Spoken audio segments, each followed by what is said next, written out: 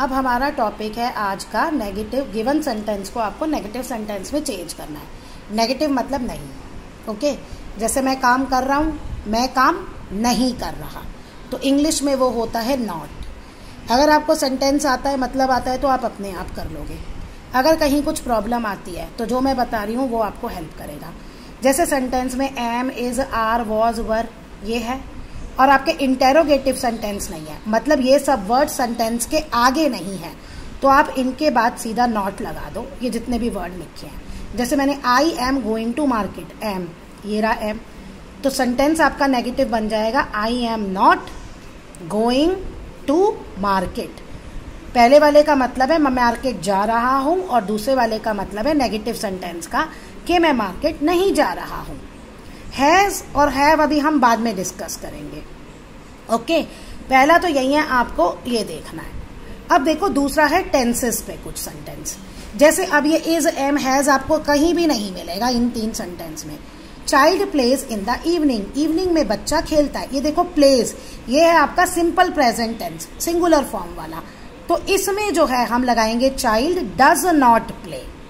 ये आपको याद रखना पड़ेगा, child does not play in the evening, क्योंकि ये सिंपल प्रेजेंट टेंस है और उन वीडियो जो अपलोडेड है उसमें भी मैंने ये डिस्कस किया है। अब है children play in the evening, बच्चे शाम को खेलते हैं। ये भी आपका सिंपल प्रेजेंट टेंस है, और ये प्लूरल वाली फॉर्म है, तो प्लूरल वाली फॉर्म में हम लगाते हैं do not. Do not play in the evening, children do not play in the evening, तो बच्चे इवनिंग में नहीं खेलते हैं।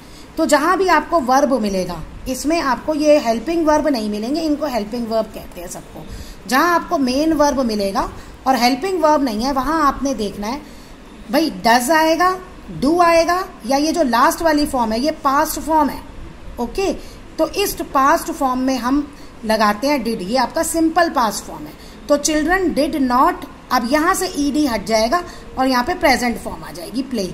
Children did not play in the evening, तो ये आपका यहां से आ जाएगा। तो अब आपको क्या करना है, जब आपको ये सारे वर्ड्स नहीं मिलेंगे तो आपको देखना है डज आएगा। अब जैसे प्लेज है, गोज है, राइट्स है, ईट्स है, तो उसमें डज आएगा। और यही फॉर्म खाली ऐसे ही है, ईट, प्ले, गो, तो डू आएगा। और अगर इनकी पास्ट फॉर्म है, जैसे गो की पास्ट फॉर्म है वेंट, ईट की पास्ट फॉर्म है एट, स्विम की पास्ट फॉर्म है स्वैम, तो वहां पे डिड आएगा। ये आपको याद रखना है। चलिए अब हमारा है हैज, हैव और हैड में कंफ्यूजन है। क्या कंफ्यूजन है, देखो अगर हैज के बाद वर्ब है, कोई काम हो रहा है, तो ये आपका परफेक्ट टेंस है, और अगर ये परफेक्ट टेंस है तो हम हैज के पीछे नॉट लगा देंगे। She has not done her work, लेकिन यहां पे हैव के बाद आपके पास टेन नहीं है। एक्चुअली हैज, हैव, हैड हम तब भी यूज करते हैं जब हमारे पास कोई चीज होती है। जैसे हमारे पास जब कोई चीज होती है ना, तो हम हैज, हैव, हैड लगाते हैं। जैसे आई हैव अ पेन, मेरे पास पेन है। काओ हैज अ टेल, काओ की टेल है, ओके।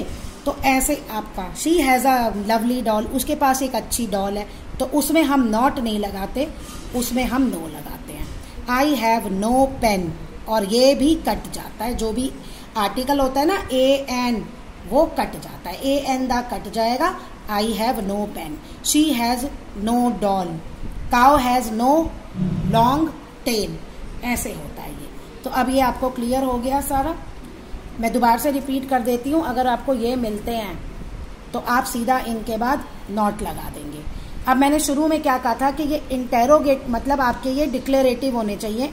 अगर ये शुरू में आता है, देखो अब मैं एक और सेंटेंस लिख रही हूँ, I am I a boy, क्या मैं एक लड़का हूं, तो यहाँ am I not a boy, ये चीज मैं आपको कह रही थी कि अगर ये शुरू में आते हैं ना, फिर एकदम इनके बाद नहीं आएगा, फिर सब्जेक्ट के बाद नॉट आता है।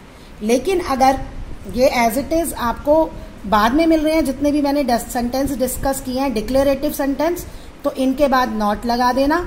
और अगर ये आपको नहीं मिलते तो आप चेक करना, डू आएगा, डज आएगा या डिड आएगा, और उसके बाद नॉट। और अगर आपके पास कोई चीज है, कोई पोजेशन है, तो उसमें नॉट नहीं आता, हैज, हैव, हैड के बाद नो आता है।